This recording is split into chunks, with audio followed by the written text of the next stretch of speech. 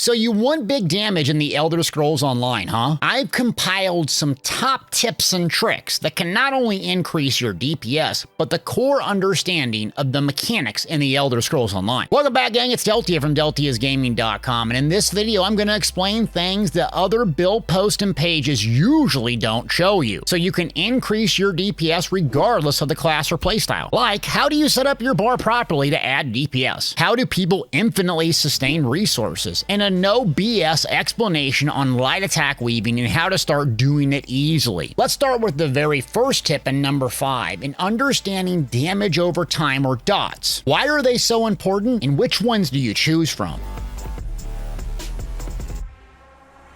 Most people look at a build page, whether for me or another content creator, to explain damage over times and really have zero clue or indication why you cast one, or how and why and when do you maintain certain dots and abilities. The simplest way I can explain this to you is understanding Elder Scrolls Online has a 1-second global cooldown system. In general, when you cast an ability, you'll have 1-second animation before you can cast another ability. This obviously excludes channeled abilities, which may have 1 or more seconds before finishing. Just think of this as in your classic main spammable attacks. Range magic users using Crushing, Shock, or Force Pulse. Stamina Nightblades using Surprise Attack. Or Stamina Melee using something like Shrouded Dagger. All have an instance cast and a 1-second animation for main spammable attacks. The idea here is that you want to use the most damage producing attack every time you have a global cooldown available. Both Surprise Attack and Twisting Path cost 1 second of time. Over the entire duration, one will do 30,000 Twisting Path, one will do 10,000 with Surprise Attack. So it's relevant to maintain and keep up Twisting Path throughout the duration of the fight, and use Surprise Attack or your main spammable when that and your other dots are down. This is the premise behind damage over time effects in general. They provide you with a really important buff, debuff, or group advantage, or they do way more damage than your main spammable, thus they're worth casting and maintaining over the duration of a fight.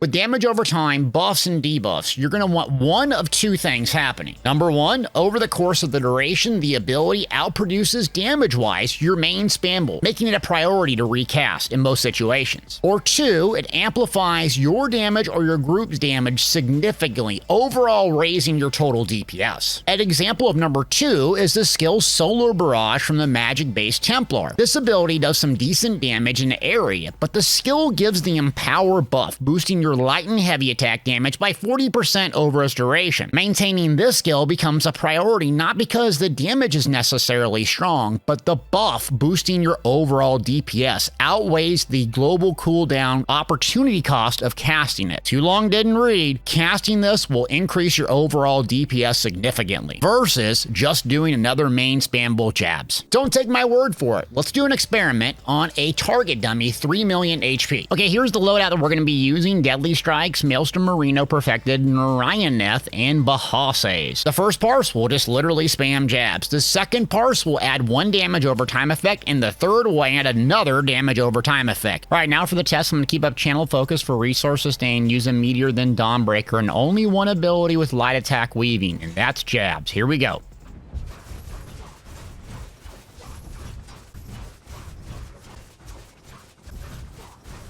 Okay, 1 minute and 31 seconds, I did 32,000 DPS. Not very impressive, with Puncturing Sweep being spammed and light attacks my number 3rd. So now all we're going to do is add 1 damage over time and see what we get for the results.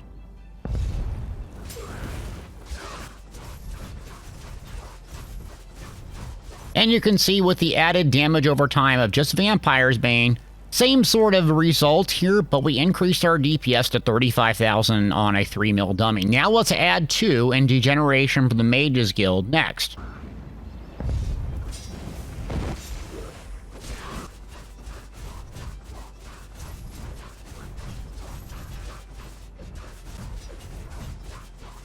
And final result, we got to 36,000 DPS using Degeneration and Vampire's Bane. So if you can see, we started at 32,000 with just the main spammable, and then we hit 36,000. This will change a little bit with RNG, but this is a simple test that you can do to see, do these damage over times actually outperform your main spammable? Keep in mind, some of these damage over time effects and specifically buffs are contextual based on the content in your group composition and what buffs they provide. If you're in a trial and someone is providing Empower buff via the Necromancer skill using Empowering Grass, you might switch out Solar Barrage skill for something like Ritual of Retribution to increase your overall DPS. Or if you're playing solo, for instance, and no one is providing Major Breach, you might swap in Elemental Drain skill from the Discretion Staff skill line because the armor reduction of 5,948 provides a huge boost to overall DPS and would in general outperform Solar Barrage. You can and should do experiments on your build to form your own opinions and build modifications for the context of play you enjoy. Solo, group content like 4 players, arenas, dungeons, and trials. Sit with your build and experiment over and over on various target dummies. Does Unstable Wall on a magic build really increase my DPS? You can find out. Run the exact same setup, plus or minus 1 skill, and that usually will tell you the answer. Then you can make adjustments throughout each and every build and gain a better understanding of why, not just copy and paste. We're just getting started understanding how to increase our DPS, so here's the next tip and main topic I want to discuss with you, and that's setting up your bar to add the most damage possible passively. Fake question, real answer here. Quote, Deltia, why do you run Barb Trap instead of Channeled Acceleration for most of your solo builds? Well, Johnny, that's a great question. It's due to the passive benefits. Let me explain. The reason most folks run Channeled Acceleration is for the Minor Force buff, giving you 10% increased critical damage for an enormous amount of time of 36 seconds. The idea for solo arenas or certain dungeons with short boss fight is cast, go into combat. But what if we could get the same buff with mega damage increase? And we can, from the Fighters Guild, and that ability is Barb Trap. Barb Trap not only gives us the Minor Force buff that we're looking for, but it does a lot of damage. I mean a lot. Plus, slotting on our front bar does a lot for us. The downside of Barb Trap is the duration isn't that long, and it does take a second to arm, plus you have to play melee range, but it comes with some massive benefits via the passive Slayer and Banish the Wicked. Slayer gives you increased weapon or spell damage by 3% for each Fighter's Guild ability you slot, making it a great addition to your front bar. Moreover, the Banish the Wicked passive gives you 3 ultimate whenever you kill an enemy. During Trash Bowls, you'll generate an enormous amount of ultimate, allowing you to, well, you guessed it, increase your DPS. Now we can use the Fighter's Guild ability Barb Trap on our front bar to boost not only ultimate generation, but spell and weapon damage. Let's throw another ability that we won't even activate, and that's Inner Light from the Mage's Guild to boost our critical chance and increase max magicka by 5% per slotting the ability, and another 2% via Magic Controller, a passive within the skill line. But why stop there? Let's go back to good old Fighters Guild and throw on Flawless Dawnbreaker Ultimate on our front bar to give yet another 3% boost to spell damage and weapon damage. Then let's do an experiment, running the exact same damage over times on my Magpar. First example, we'll remove all the abilities that passively boost our damage on a 3 mil target dummy. Second, we'll add them and show just how much DPS we improve. First test up, I'm gonna drop off everything that adds some damage increase passively to my bar. Fighters Guild, Mages Guild skills, absolutely blank, but I'm gonna run the exact same dots back to back and see what this performs like.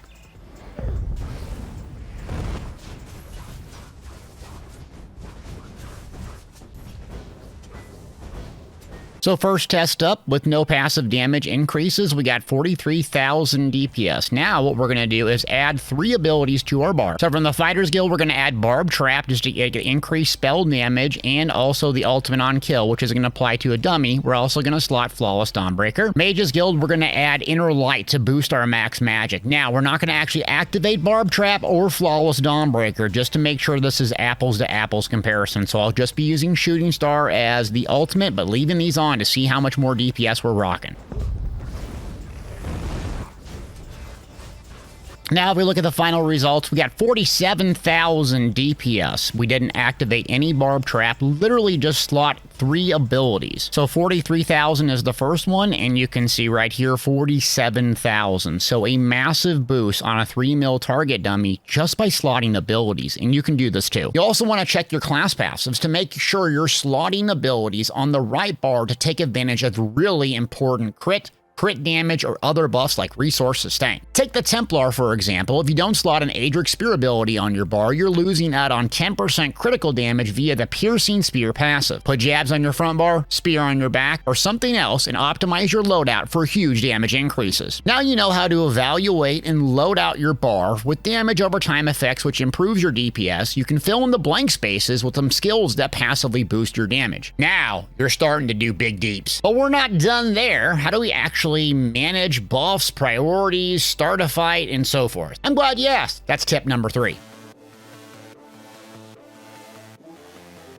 Think of your rotation to have 3 phases: buff, or what I call pre-fight, priorities, and then execute, which doesn't always apply to some classes like the Magic Dragonite. In the pre-buff phase, you're casting everything longest to shortest first, especially those that do not require a target. So solo, for instance, it could be something like Elemental Drain on a boss that reduces resistances via the Major Breach passive, but doesn't aggro the boss. Then on a Magpar, again, you have something like Channel Focus, increases our resource sustain, but doesn't aggro the boss or require a target. Then Solar Barrage, which also doesn't require a target or an enemy to cast. You can continue this sort of ritual each and every fight to get the muscle memory down, ideally right before you pull. That way, when you start the fight or the tank pulls, you'll have buffs and debuffs active. I constantly see people in dungeons, trials, or solo kind of standing around before a fight happens. If you look at a really good player, what are they doing both in PvE and PvP? They're constantly cycling their buffs over and over and over. That way, when action happens, they're ready to go. Thus, when the engagement does happen, now you'll save 3 to 4 cooldowns or 3 to 4 seconds, and that's a lot of damage, increasing it significantly. If you get anything from this pre-buff each and every fight in a cycle through your pre-buff ritual, longest to shortest, constantly make it muscle memory. Next, you'll enter the initial phase of combat, and this could be its own 20-minute video, so I'll try to parse it down as best I can. You'll want to land as much damage in as short as window as possible to spike the damage at the start before entering the priorities phase. Take a Magpar once again, Back Bar Ultimate Shooting Star. Casting this doesn't actually land right away, so you get some time plus the Empower bonus for your next attack. My pre-buff phase will be done, so I'll start my pre-buff phase casting everything that doesn't require an enemy target. I'll hit my Shooting Star, then I'll toss the Blazing Spear, which also doesn't immediately land. I'll light attack. Now, instead of a clunky pull, you'll have 3 attacks landing almost simultaneously, spiking your damage huge. So combat has initially started. Now you're going to get a chance to apply all your damage over time effects, debuffs, and buffs. And then you're going to get to the execute phase, which you're going to replace your main spammable attack with something that does a little bit more damage, though it's not applicable to every single class and playstyle. And this is what I talk about the priority phase. After you've done the initial attack, got everything out, now how do you manage all this? I approach it in priorities, knowing my most damage producing, most group impactful, or survivability skill on my front and back bar. On my Magic Templar, for instance, Purifying Light is my #1 priority on my front bar. Not only does it do great damage, it heals anyone near the target. Procs 2 important Dawn's Wrath passive, which generate ultimate and increase group spell damage, including my own. Then my main priority on my back bar is Unstable Wall of Elements, paired with the Destruction Staff from the Maelstrom Arena. This not only does great AoE and single target damage, but it increases my light attack weaving and proc and infuse berserker spell damage enchant even while on my front bar. So break that down a little further. If you use an infused back bar staff with the unstable wall of elements, when you bar swap, it will continue to proc increase spell damage even though you're on your front bar. So the damage is maybe not that significant, but the buffs that it provides along with the Maelstrom Arena weapon outperform almost everything else in my back bar. If I'm not under pressure and taking damage and needing to shield and peel back, I can even add more damage over time effects, and then I set up my bar up longest to shortest so it's easier to start and easier to prioritize. So this makes it very easy to visually scan and see the timers in the cast in the right order. 12-second Ritual of Ret, 10-second Blazing Spear, 10-second Unstable Wall, bar swap, front bar, Purifying Light, barb trap, sweeps, until my dots start falling off, and then I bar swap and repeat, prioritizing the thing that's just about to fall off or just did, and then working my way through the rotation as these things fall off. If you get anything from this, I'd start by adding one or more dots into your rotation. Experiment with what's manageable and chunk together from left to right your priorities. Know what's most important, experiment on a parse dummy, and also in the content that you actually play in, and know what works and what is worth keeping up. And the last thing to explain is the execute phase, and this is a bit complex to break down in a short video. Some advanced mechanics in longer hard mode dungeons and hard mode trials specifically, you'll let certain dots, quote unquote, fall off, because your executability gets more powerful the lower the HP the boss gets. Meaning, once a boss enters 25% or so on your mag bar, you should be using Radiant Oppression skill rather than puncturing sweeps to get the most damage. You'll be casting buffs, dots, debuffs until certain HP thresholds, like around 15%, the unstable wall ability may not actually increase your DPS because beam hits so hard at that HP. It's just worth casting beam over doing another unstable wall. Again, pretty advanced stuff here, mainly used for people doing hardcore trials and parsing, but it's worth mentioning. I feel like I'm on tip number 20, but something I want to answer in this is, how do people actually infinitely resource sustain?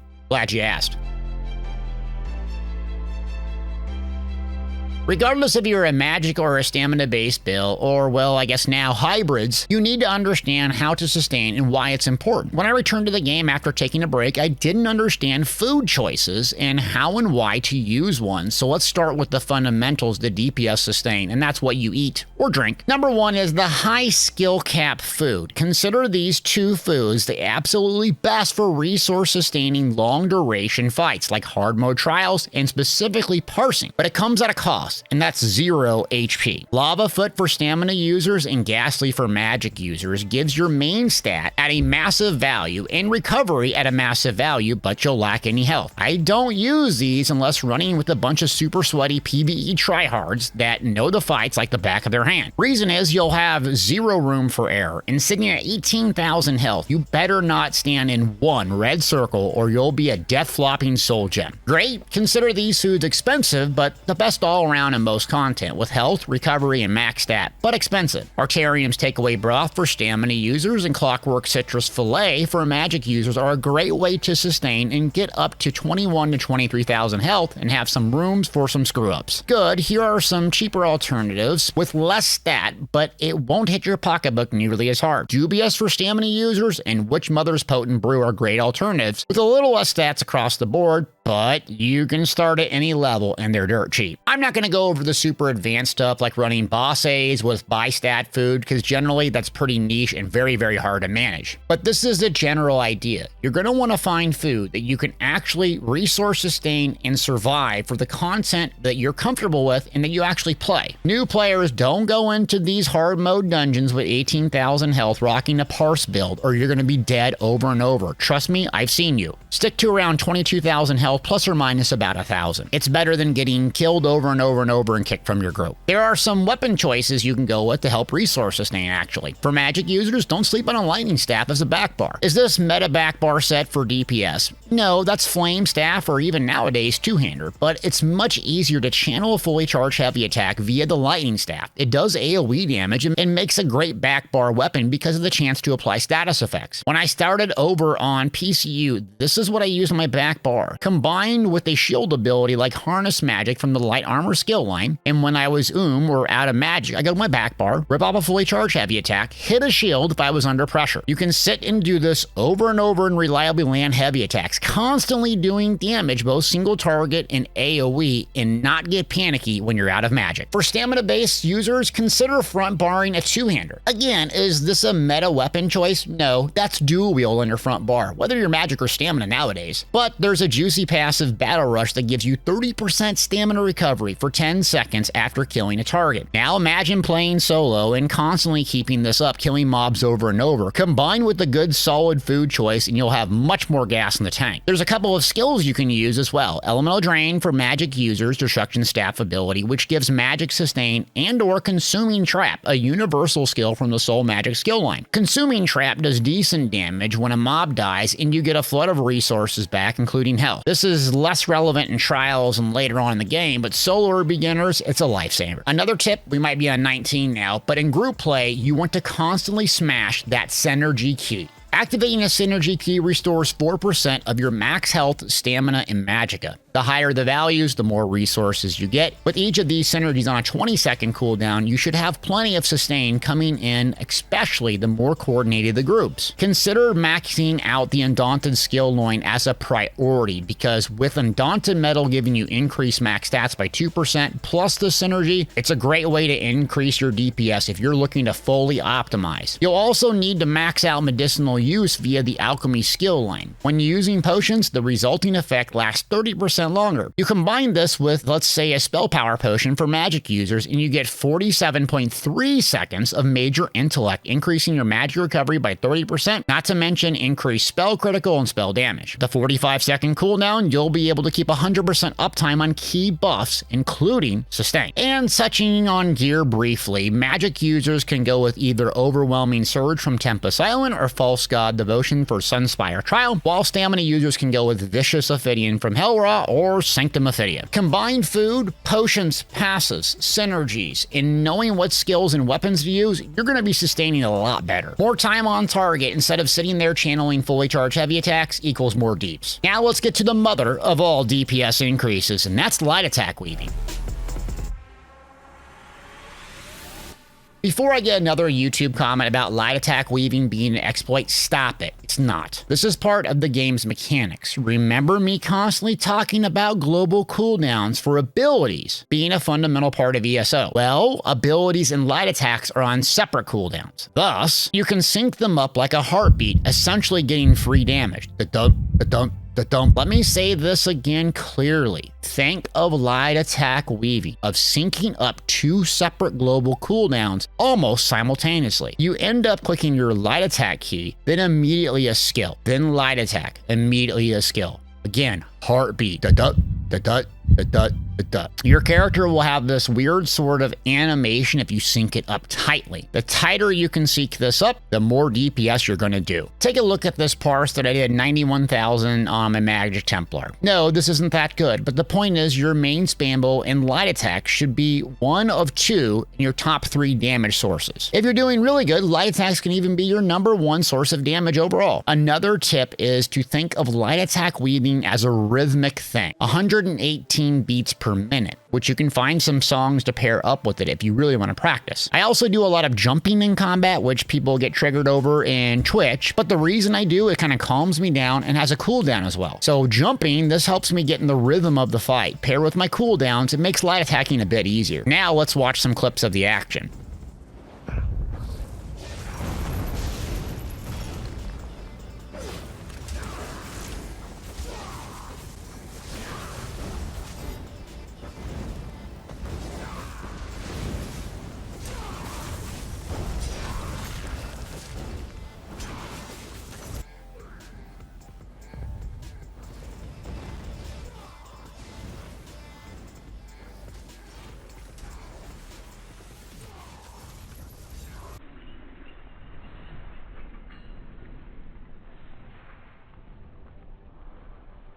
You're getting free DPS by using core mechanic of Elder Scrolls Online. That's global cooldowns. Final bonus tip that falls in line with light attack weaving is bar swap canceling. Take a long-winded animation like Elemental Blockade or Unstable Wall from Destruction Stack. You can cast this ability and then immediately hit bar swap, which cancels or clips the animation, saving time and thus increasing DPS. Then when you're finished with the rotation on your front bar, do the exact same thing. Bar swap as soon as your last ability from the front bar has been finished. You can practice this along with your pre-buff phase to get the muscle memory down and add a ton of DPS. Well, gang, that was a ton of information, but let me summarize this for you like any good middle school teacher. Number 5, start experimenting with damage over time, buffs and debuffs, and see what really adds DPS or lowers it depending on what you play in the context you're playing. Start by simplifying your build and then add one extra ability at a time to judge the impact, both in content and on a trial Trials dummy. Number 4, set up your bar the most efficient and effective way. Fill up your bar with damage over times and buffs, then fill in the blank spots with damage amplifying abilities that give you passive bonuses. Make sure to understand your passives and slot abilities on each bar to take advantage of these. Number 3, think of your rotation as having 3 phases: pre-buff, out of combat, priorities, and executes. Know what's the most important and why, and slowly add abilities and chunk them together to optimize DPS. Number 2, use the proper food for the content you're playing in. Select the appropriate weapon type for your level and max out important passives to take full advantage of DPS and sustain. And number 1, last but certainly not least, think of light weaving as a heartbeat, sync,